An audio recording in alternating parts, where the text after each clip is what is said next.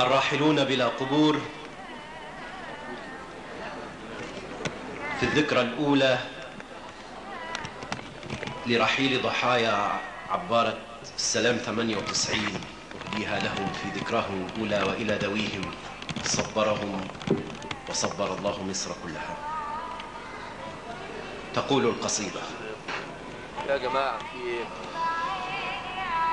طرق الأداء لذلك الحزن المقيم تنوعت وتوحدت،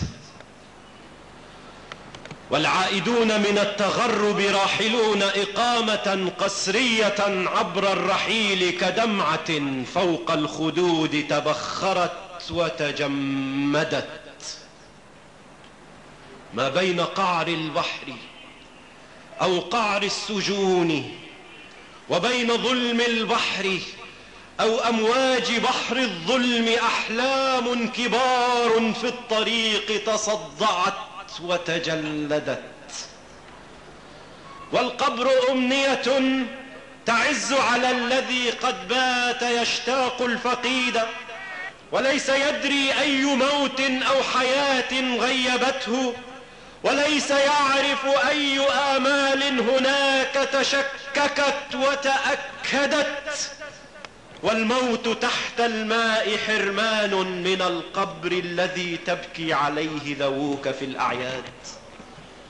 والموت تحت الماء حرمان من القبر الذي تبكي عليه ذووك في الأعياد، إثباتا لحقك في وجود بينهم طيفا يمارس عيده في نشوة لحظاتها خضعت ولكن بالشجون تمردت.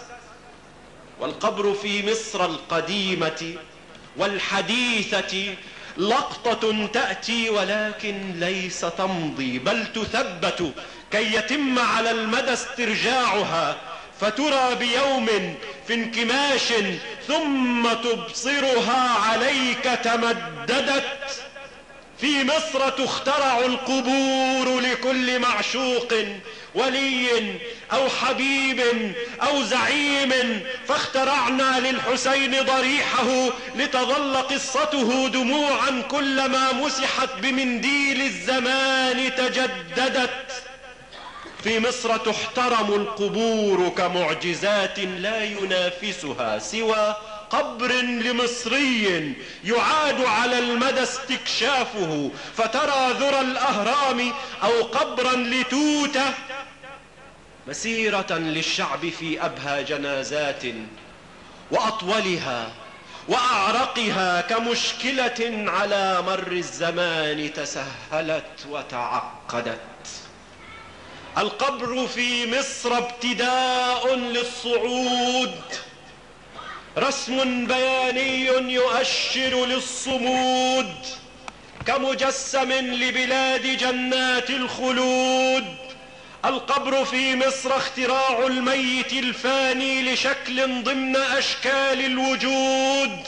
القبر في مصر اختزال لاحترامات تؤدى للجدود. القبر في مصر احترام الموت لكن فيه إيقاف لتنفيذ الفناء، لذاك تبصره كتجفيف الورود. القبر في مصر القديمة والحديثة قد بدا إنجاز شعب ليس يرضى أن يقيده الممات بأي أشكال القيود.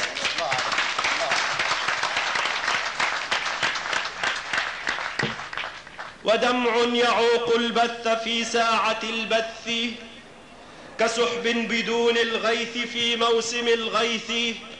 وحقل من الآلام آن حصاده، وقد لان للمحراث في موسم الحرث. وموت به شك وموت محقق وموت بلا قبر وموت بلا إرث. إذا حرم المصري قبرا يضمه يصير كما الأرواح تحرم من بعث. رخامة ذاك القبر لست تطولها، ونارك لم تبصر طريقا إلى النفث. إذا كنت لم تأخذ عزاء بميت فكيف برب الناس سوف له ترثي.